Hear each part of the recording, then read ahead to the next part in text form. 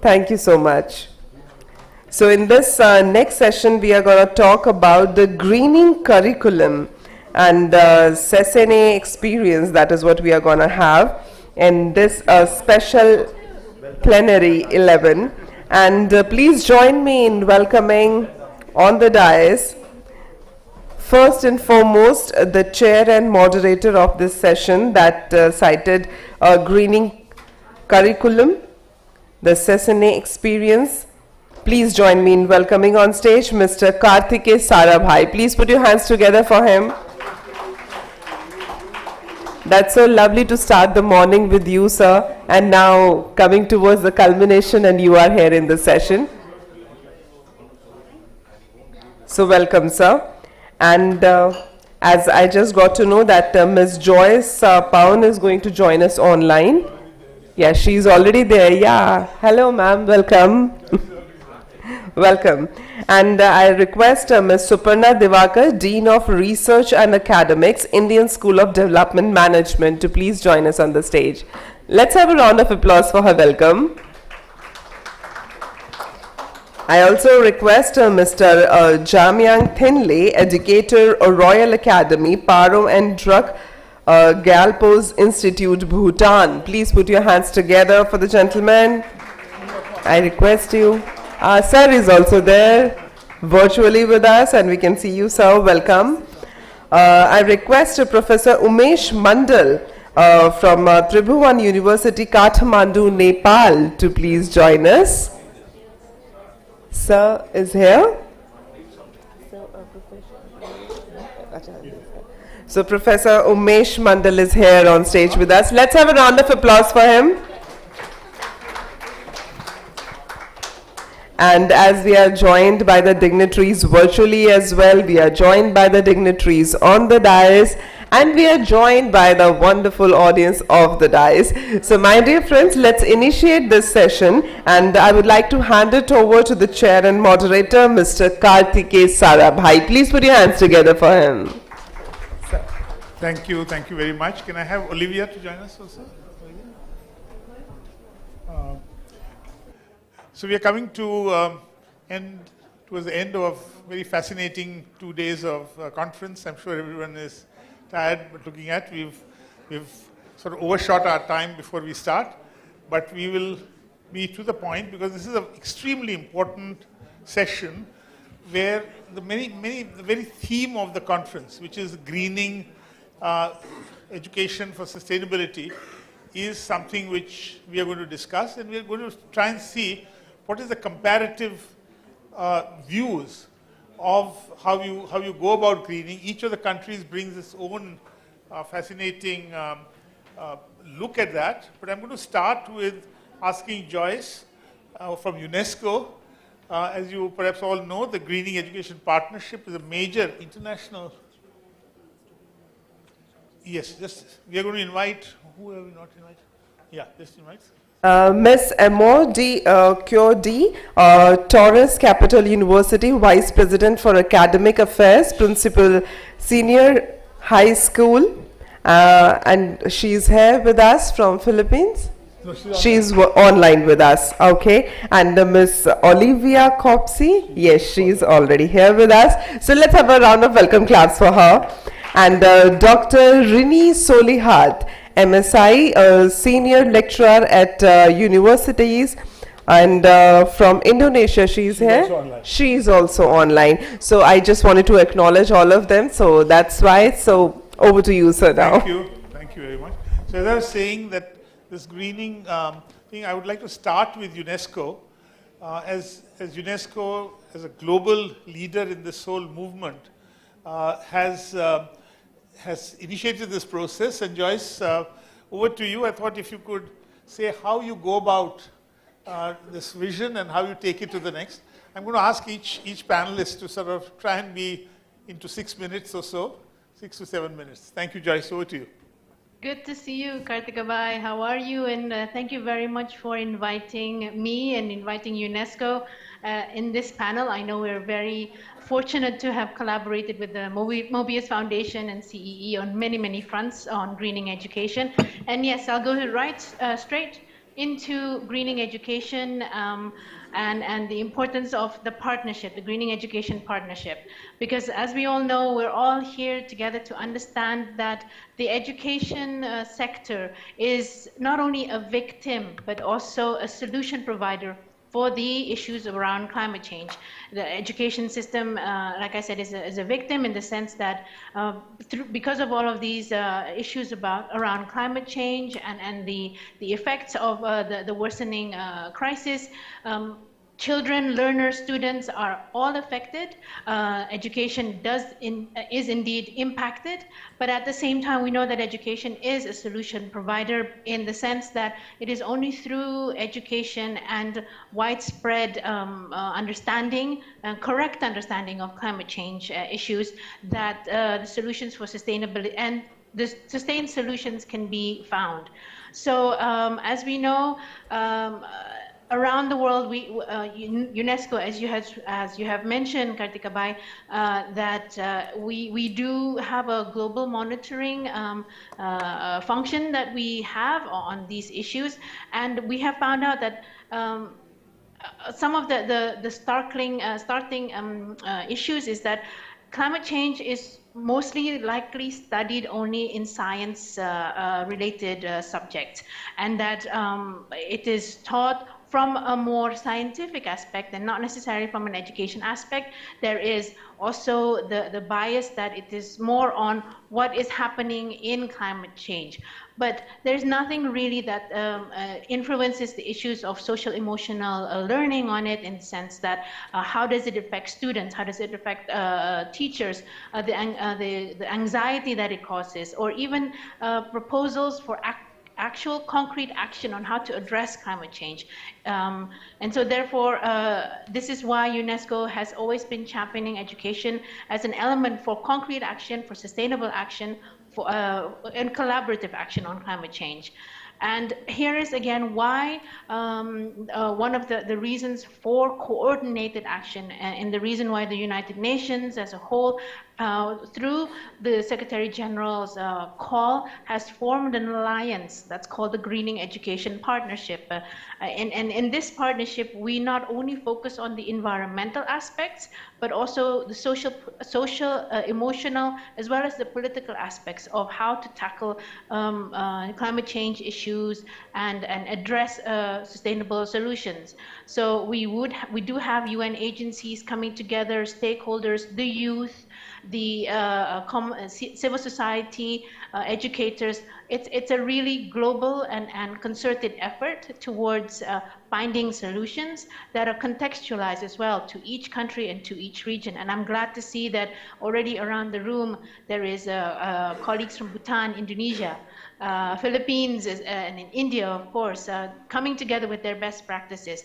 So coming very quickly with the tools that the Global Education Partnership has recently made is the standard on green school quality standards, as well as the greening curriculum, because these two global standards really set for the first time ever universal definition of, for example, what does it mean to be a green school, and that it is in fact not only just the infrastructure itself, but it's a whole school approach, that you have also educators coming on board, you have also communities being involved in that.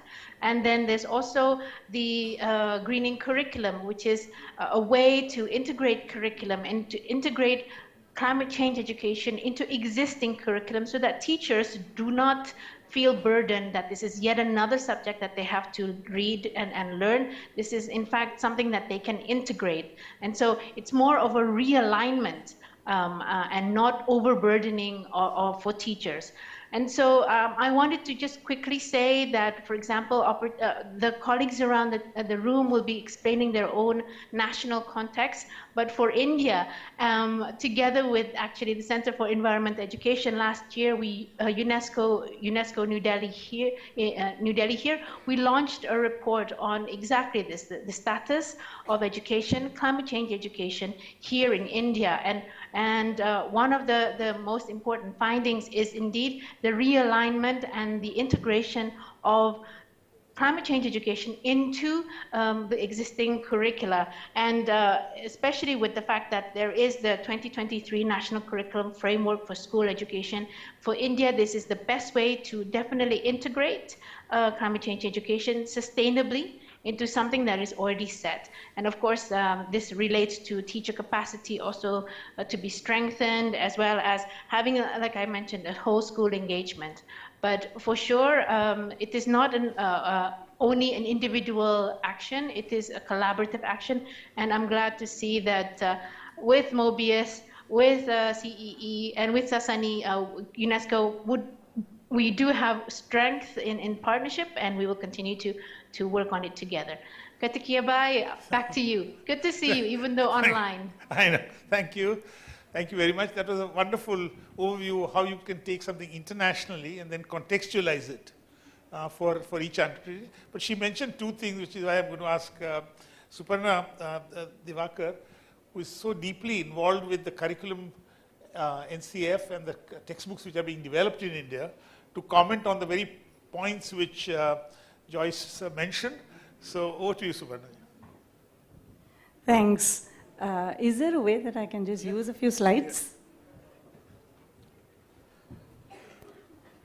Is it online? How do I? Okay, yeah. Thanks. Okay, I'm very grateful to Mobius Foundation and Kartikeya Bhai. Thank you for inviting me. I'm not at the Indian School of Development Management, just want to clarify, though I am a co-founder. I am currently working with the National Syllabus and TLM Committee as a part of the implementation of the National Curriculum Frameworks for School Education 2023. And maybe I can give you this mic, since this mic is here. Yeah. So as you're aware, NEP 2020 has been termed as an essential subject. And so the knowledge of India is very much included as a part of the entire education curriculum, and higher education institutions along with school education are supposed to be focusing on environment education, and we've heard a lot about this since yesterday. Also about research that we are looking at, and integration in technical education as well. But I want to draw your attention to something very, very bold which has been stated in the National Curriculum Framework, which is that it is not just about or merely about environmental sustainability. Maybe that's not enough, but that we should be talking about environmental restoration and regeneration. And that environment education probably needs to expand the way we think about environment education and sustainability. The point that Joyce was just making, that the interlinkages of ecology, social aspects, economic and political factors are all required, and we need to lay a strong foundation of environmental literacy around these. Also, the compassionate attitude, we've heard a lot about it. It's very much one of the purposes. But also going back into rootedness and ancient Indian traditions, which have been very much part of the way that we have, sort of integrated environment in our lives. Culturally, traditionally, it's part of our heritage. But how do you integrate this with science and with technology? And very, very important is the action-oriented mindset and the skill set. So it's not just about perspectives and knowledge, but also about how are we actually doing something about it. So very, very important is that there is a chapter entirely on learning about and caring for the environment in the National Curriculum Framework, which sets the stage for the kinds of perspectives and values that need to get integrated in environment education. The content is integrated, there's a holistic perspective to it.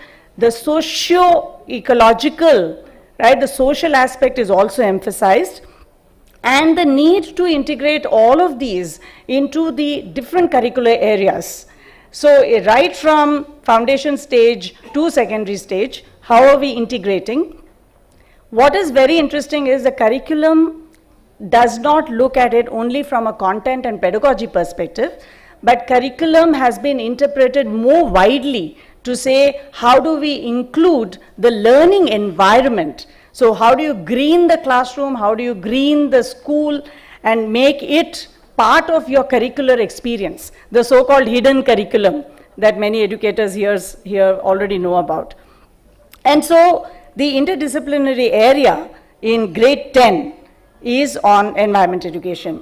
So very quickly, the pedagogical approach is looking at the cognitive part, it's looking at the behavioral change part, but also the emotional connectedness, and maybe it's a proxy for the spiritual, right? In India, we are an ecological civilization. Tradition is very deeply connected. And one of the things that NCF is talking about is how do we mend this fractured relationship between humans and nature, that we are nature, and how are we going to mend that? So the spiral, right, starting from foundation stage upwards. I just want to very quickly go into how all of this is going to come into it. And so there are 3-4 key areas. One is that the environment education curricular area group has provided inputs to other curricular areas. There is a curricular area group on Indian knowledge systems and our rootedness and heritage and tradition, which is also providing inputs and bringing together social sciences, the world around us, science, all of them coming together in a way that there are periodic reviews to make sure this integration is happening.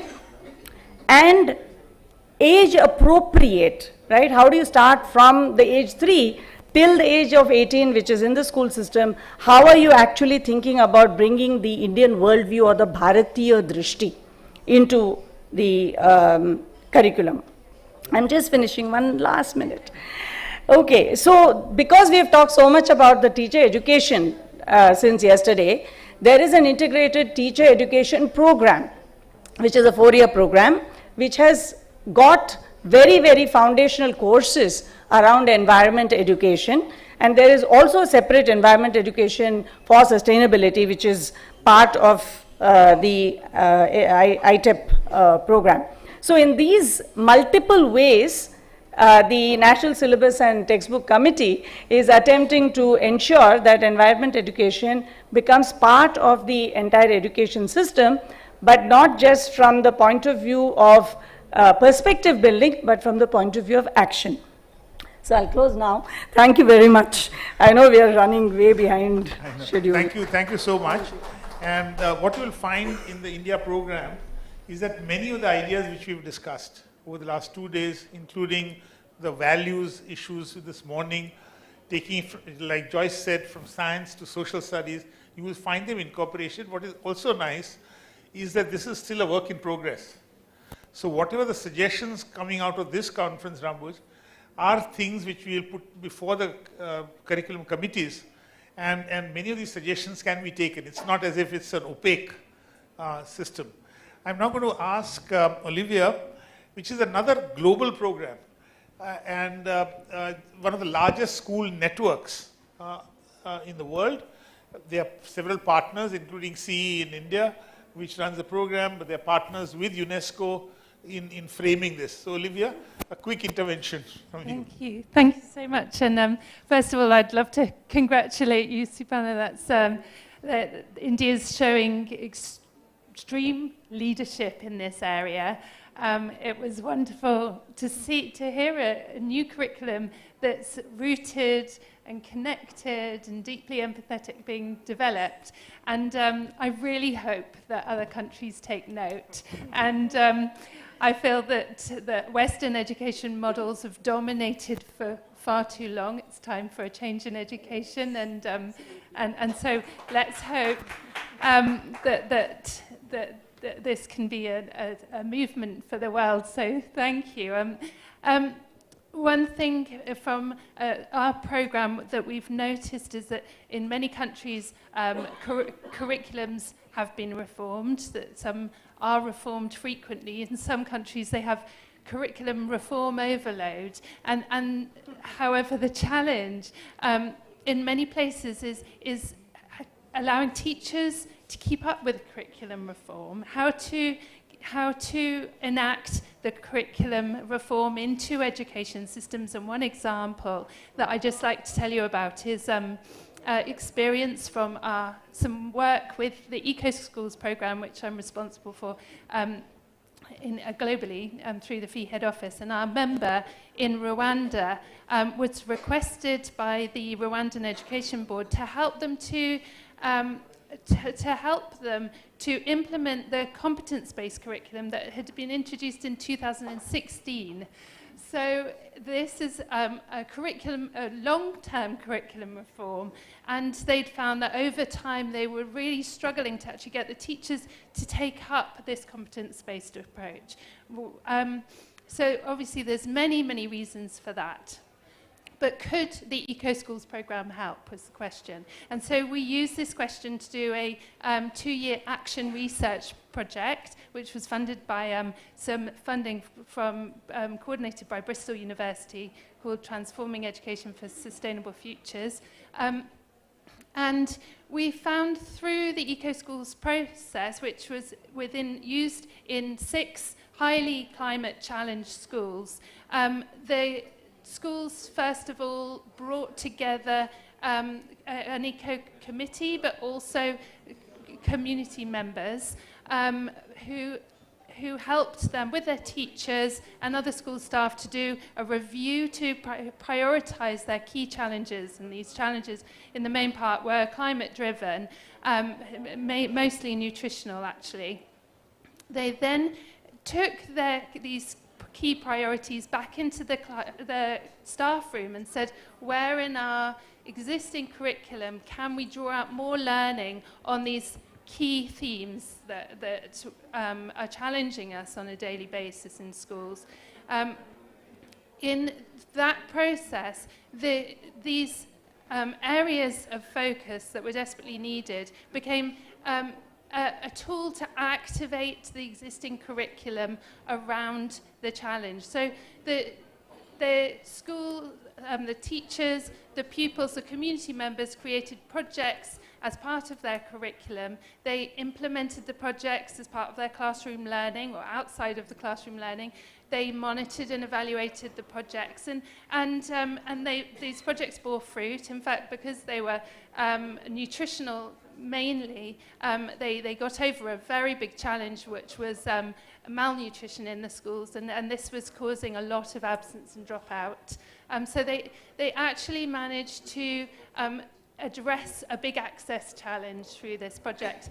And just going back to Joyce's point earlier on, talking about how education can be a tool to address climate change challenges.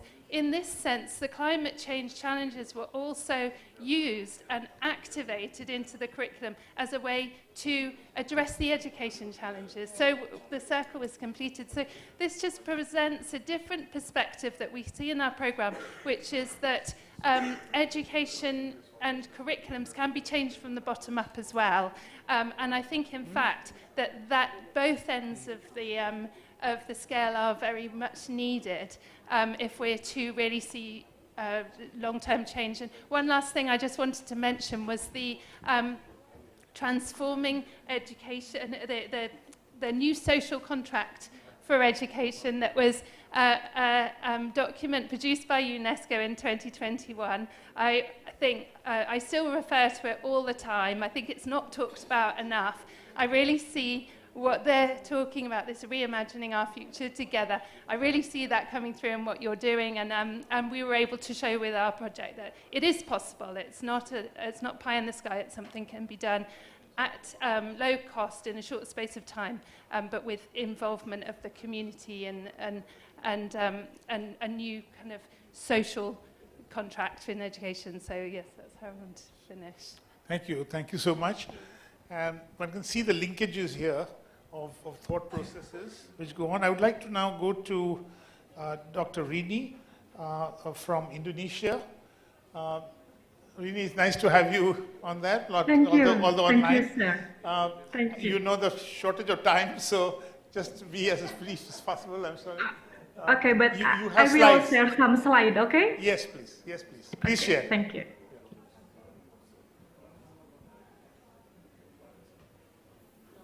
Okay, then everyone, hello, good afternoon. Good afternoon. It is nice to see you all in this very important event, and it is an honor for me to become in one of our you in this conference.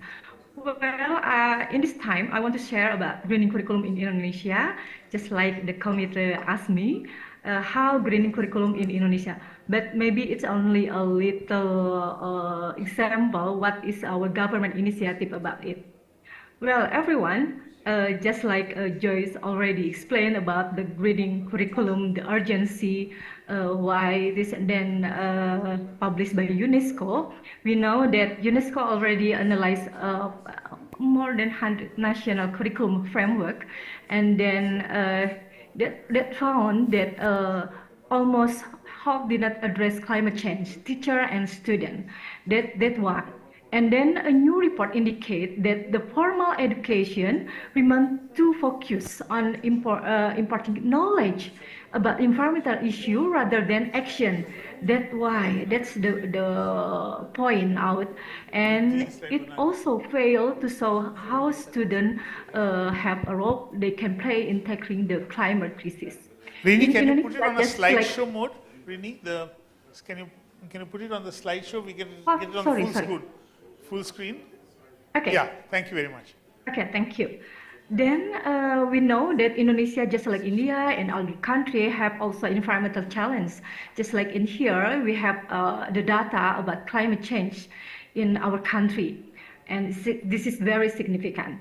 Well, since UNESCO launched the greening curriculum, how this implementation in school, Indonesia also take a part about this. And Indonesia, through the Ministry of Education and Culture, already published one book. This is one initiative from our government. It's called Pendidikan Perubahan Iklim, or Education for Climate Change.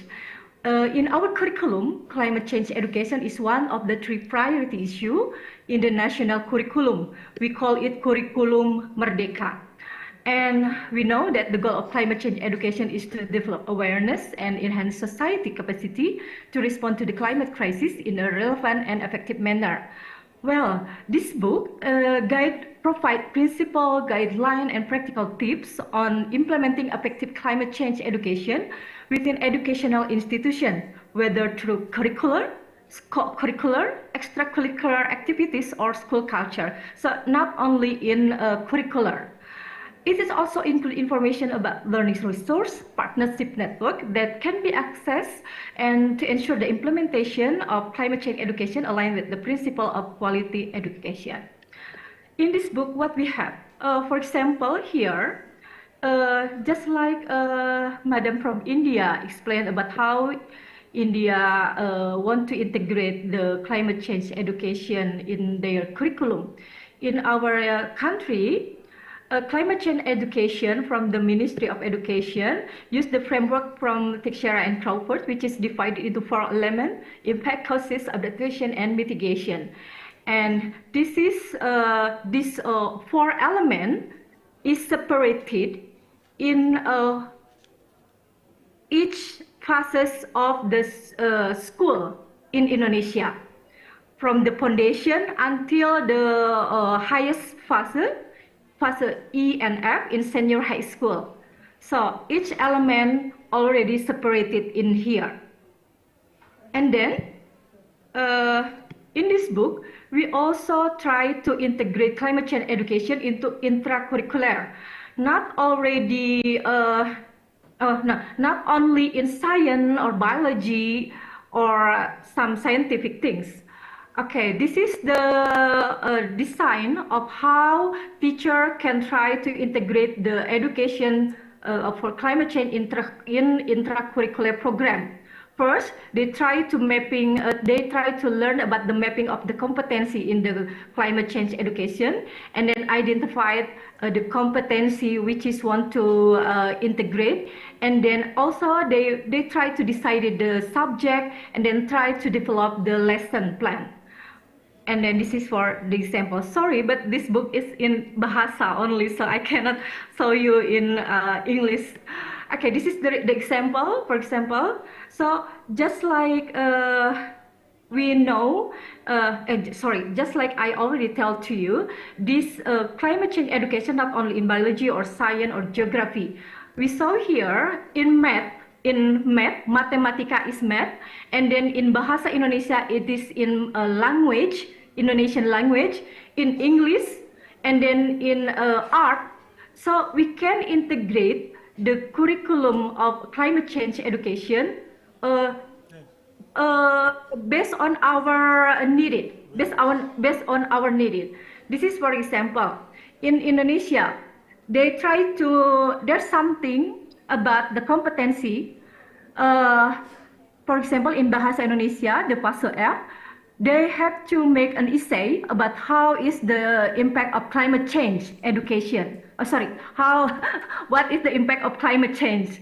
That the, for example, in Bahasa Indonesia, in language. And then in art, they try to draw into the condition of the nature, which is different, which is changed because of the climate change. And then other things in religion also.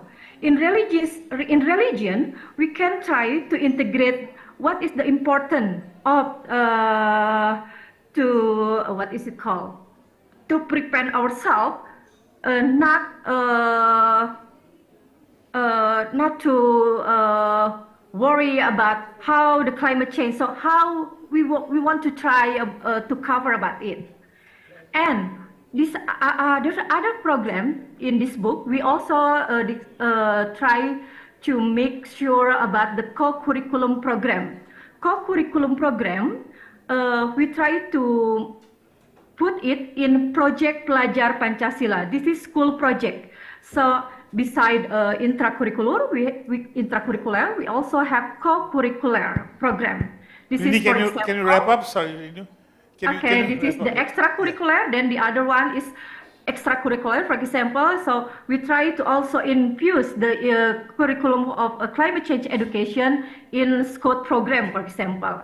Well, that's in the school. So how about university? In our university, we also infuse the climate change education into teaching and learning, of course, in research and community service. And in teaching and learning, we have two types.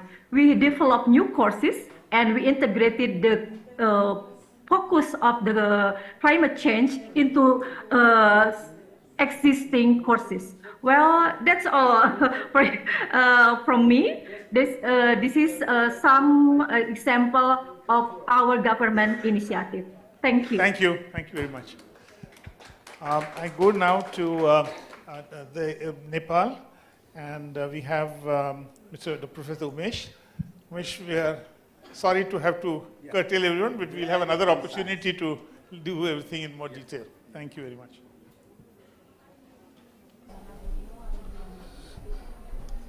So, good afternoon, you all. I would like to thank Mobius Foundation and Dr. Ram Bose to invite me and making me be part of this session. So this session is regarding this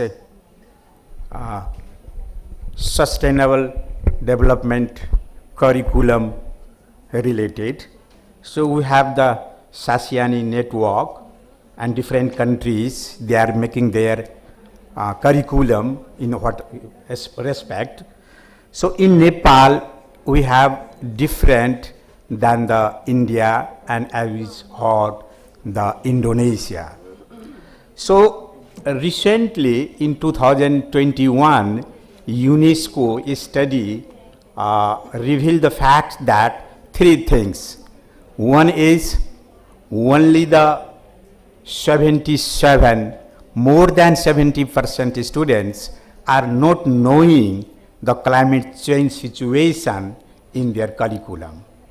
And another is only 23% teachers, they have able to make the situation in the classroom to make them learn climate change situation. And out of the 100 organizations, schools, institutions, almost 43%, they don't have the curriculum regarding this climate change. So on this basis, UNESCO have two initiatives, the green curriculum, green education, and then green school. So on the basis of this, Nepal government, it was earlier centralized system of the curriculum. And now when the country became in the province, means different states, federal, then they changed their educational policy, and that policy is 1992, and they started to take the initiatives regarding the local curriculum. So we are talking about the sustainability. So sustainability comes from the school environment, community environment, the community who are the members of this community is our children, is our students. So there are two objectives of this local curriculum. One is the students to whom you are teaching is a member of this community. So let them learn regarding what is going means around their community, around their society, and around their localities, means local environment. Another is the things, the situations, the curriculums should be in the context, in which context they are living, they are staying, and they are studying. Because as you know, Nepal is a mountainous country, and different local environments, Tarai, Himal, Pahad, they have their own curriculums. They have their own different curriculums, because we are having the 753 local units. So each and every local unit, they have the right to make the curriculum, means local curriculum, up to the primary education, that is from 1 to 8. So this is one situation that Nepal has. Yeah. Another is they have also initiatives, the green school concept. Green school concept, there are the two objectives of this. One is make them students is a leader of this environment, because we have the environmental crises, environmental process, including climate change, disruption, and many hazard, many disaster. So students are coming from the society, and let them be a leader of the environment is one. And other is beyond the curriculum, what is inside the text is the other hands-on activities regarding this local problem, regarding this, how to control the erosion, what are the deforestations, how the plantations are going on. These are the hands-on activities that is purpose to make the green school. So these are the major two things that Nepal has initiated, and one is the local curriculum from 1 to 8 classes, and then we have the green schools. Thank you so much. Thank you so much. I mean, there are few examples where you can localize curriculum so much, and I think there are a lot to be learned. I was whispering to Suparnaji that all these dialogues which we are starting at Mobius will need to continue, so that we can have that connection. May I now go to the Philippines, Ms. Amor? You have a specific connection with even the disasters and life skills and others. I will again, like everyone else, request you to be short as possible, and we will continue dialogues afterwards. But I think this forum, let us be short. Over to you, Mr. Moore. You have to unmute. Unmute yourself. Yes.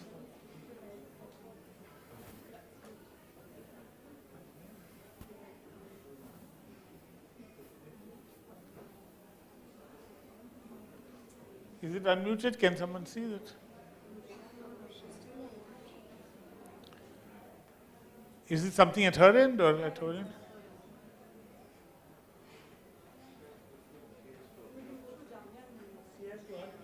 You have to unmute, madam. Maybe I just take Bhutan first, then we come back once more. Can I go to Bhutan? Jamyang Thinle, can you come online? Yes, thank you so much. Very grateful, honored to have received this opportunity to share my experience and Bhutan Baccalaureate learning experiences with all the people who are here. I'm Jamyang and I'm working as a teacher, cerebral coordinator at the Drugelpos Institute, which translates to His Majesty's Institute. So we have Bhutan Baccalaureate, which is inspired by His Majesty's vision, and we have vision of creating a person of substance which will become constructive, contributory citizen of just and harmonious society. And how can we do that? One of the areas that we focus is living in coherence with nature. And we have a learning process, Bhutan Baccalaureate learning process, which are implemented through 5 areas of development. We do not just focus on the cerebral area, but we also focus on emotional, social, spiritual, and physical area. And one of the aspects, one of the core components in the Bhutan Baccalaureate is in living with coherence with nature. And if I give you some of the practices, the learning processes that we have designed for our learners here at the Royal Academy and all the schools we have throughout the country, is first practice we have is something called Ngendro, which translates to preliminary practice, where our learners are given 20 minutes every morning to sit in the nature and then reflect, just reflect.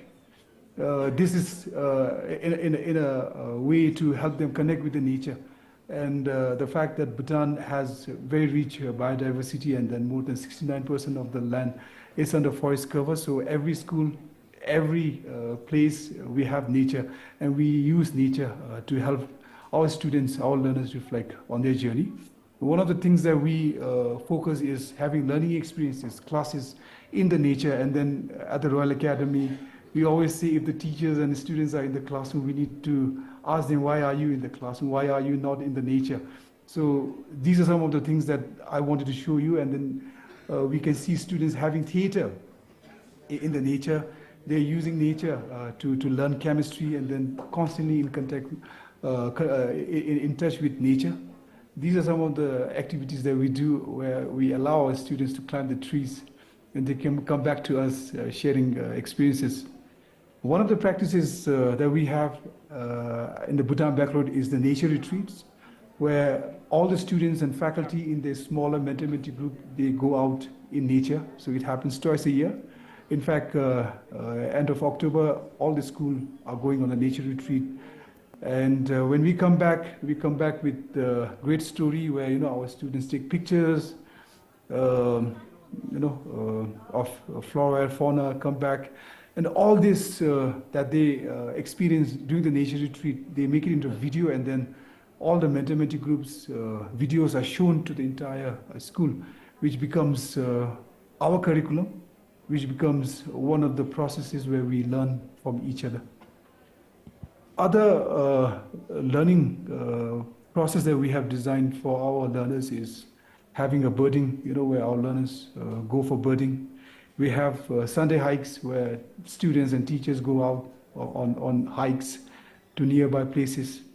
We have cross-country run. It happens twice a year, where our students, do cross-country run in the nature and reviving the ancient trail, which is no longer being used. And we also have wildlife photography for all learners. So we also do plantation of tree, in a year twice.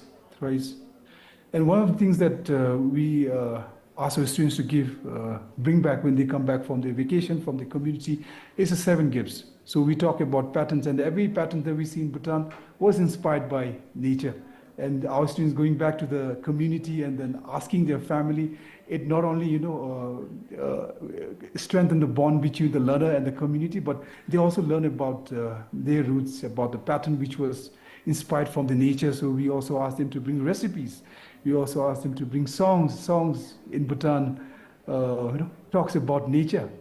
We have dances, traditional dances which mimics the birds.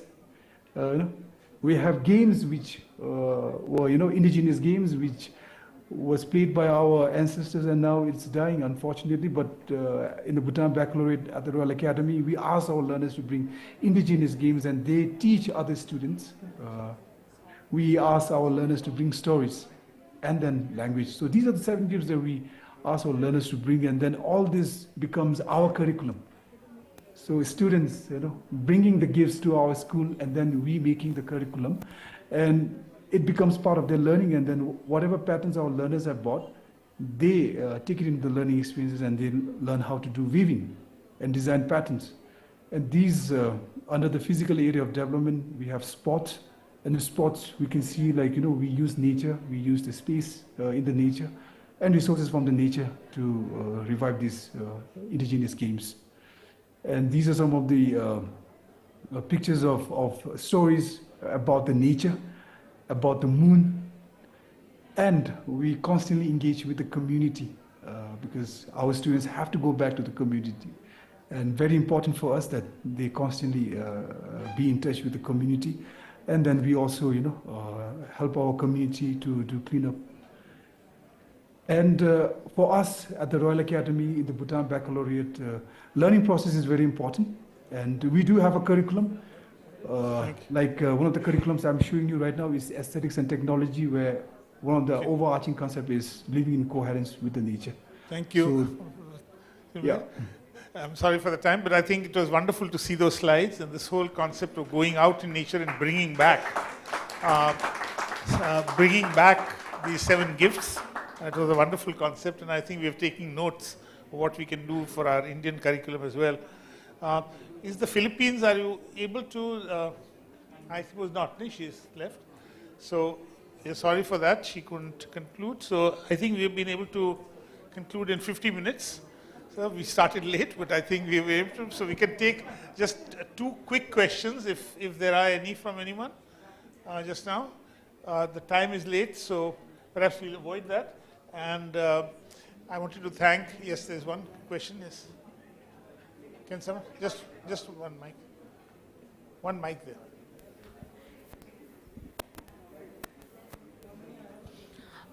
One of the speakers on the dais mentioned about the art being used to portray how safe the home can be. My question is how we as educators can inculcate creative expression in bringing about green education. Would anyone like to answer that? How you use creative?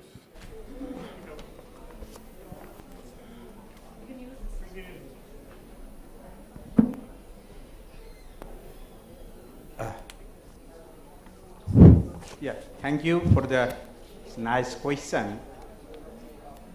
The objective of this green education, green curriculum is be aware of the students regarding their communities, right? The people and nature relationship, natural events, social activity, geography, agriculture, forestry activities. So all these activities is going on, maybe by the climate change or others, they are experiencing each and every day. That should be translated into the curriculum.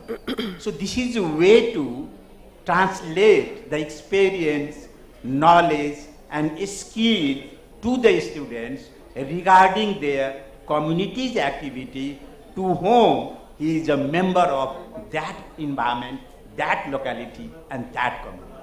Thank you. Thank you. Pradeepji, before you, Pradeepji? Just 1 second. Just wanted to thank you for a minute. Yes. Okay. Sure. No, so, yes, of course. So let me say that the SASEANEE network has been an attempt at getting exchanges, and as you can see, even the 5 countries with which we interacted, each brought in a perspective which is amazing. You know, the localization which you talked about, and then of course the UNESCO and FE perspectives which are global, and how those work out, how in India. And what we will do is, we are wanting to continue this dialogue through the year as we are developing it. So we are having another meeting of the curriculum group in October. Maybe we'll get you to be online, and you will have a little more time to explain what your methodology is. But I would also like to appeal to the audience. You had one question? Okay, just a quick question.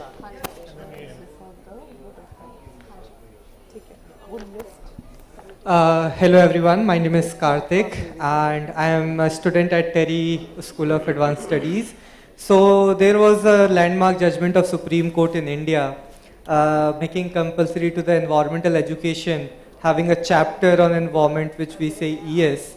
So it is a Supreme Court judgment to make it compulsory, but still after that judgment it have been 10 years, a decade. Still we are lagging and we are still talking on this issue of greening education. So I just wanted to understand that where is the flaw line, because I have visited 130 schools, more than that, interacted with the students and teachers and professors. I just wanted to understand from the panel that where is the flaw line, that still after a decade we are talking about the same topic, and because we have very key people on the podium, so there is a decision making and lot of things. Yeah. Thank you. I don't think there's a flaw line. The process of improving, learning and continuing is a continuing process. I was at the NCERT director's cabin, and there was lying the English textbook, and I didn't see the cover. I just picked it up and opened a page, and it was talking about a child talking to the neem tree, and it was a dialogue. And I thought, is this the environment textbook? So I again looked at the cover. It was actually the English textbook. The extent to which the greening process has happened, it was an infusion process, as you know, in India at the higher level. In the new educational policy, as Suparnaji mentioned, in the 10th standard, there will be a special textbook on the environment, which is the mandatory, it's a compulsory book, which will capture the learnings from the standard 3 to 9, or standard 1 to 9, and reinforce that as you go out into the planet. So it is, but if you say that at ICSE 16, will we still be talking about greening education? Of course we will, because we will have taken it to yet maybe another level. We ourselves are learners continuously. So it is not a flaw, it is a process. And that process is building on each other. And if you are interested historically, you will be able to see how much is added every year to this. I am sorry, we can't engage in a dialogue. We have the same name, so we can talk outside afterwards. For sure. But yeah. So I have to bring this session to a conclusion, but let me just say, Pradeepji is not here, but to say that we are very thankful. Oh, he is coming in. So let me just make sure. So the SASEANEE network is actually twofold. One is that it has got membership from the South and Southeast Asia members, but it has got one of the finest global organizations are a member of this, and we are hoping to be able to strengthen through sharing and at the same time localize. I myself got so much out of this session, but I wanted to, Pradeepji, thank the Mobius Foundation for its support for SASEANEE, not only for this session, but for the work which we do throughout the year. So again, thank you very much to the Mobius Foundation. It has been a pillar in this support. So thank you very much, and I give it back to you, Madam. Sir. Thank you so much, sir. Thank you so much. And as we have the panelists over here, so we would like to felicitate them. I'll request Shri Praveen Garg, President Mobius Foundation, to please come on the stage for the felicitation. May we please have you on the stage, sir, Shri Praveen Garg. Please welcome him with your round of claps. So, sir is requested to please felicitate Ms. Suparna Divakar, Dean of Research and Academics, Indian School of Development Management.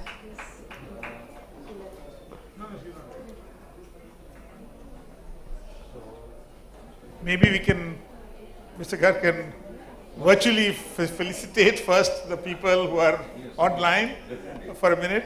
Joyce, to you, we are giving you the shield. Send it across, not virtually, but physically we'll send it across. So this is the shield. Shield. And to Rini and Jamyan from... To all of them, I'm right now doing it virtually, but physically it will reach you in due course of time. And thank you so much for participating from different countries in this session. Okay. I apologize, but I have to leave. My boss is looking for me. Thank you very much, and goodbye. Congratulations for a wonderful session. Sorry, and bye. Thank you. Thank you. So, from Madam Suparna Divakar.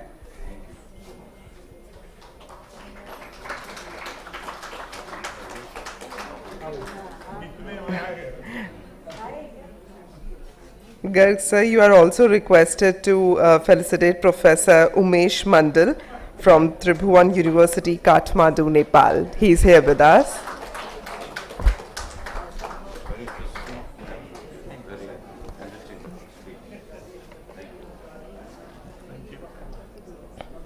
Thank you so much.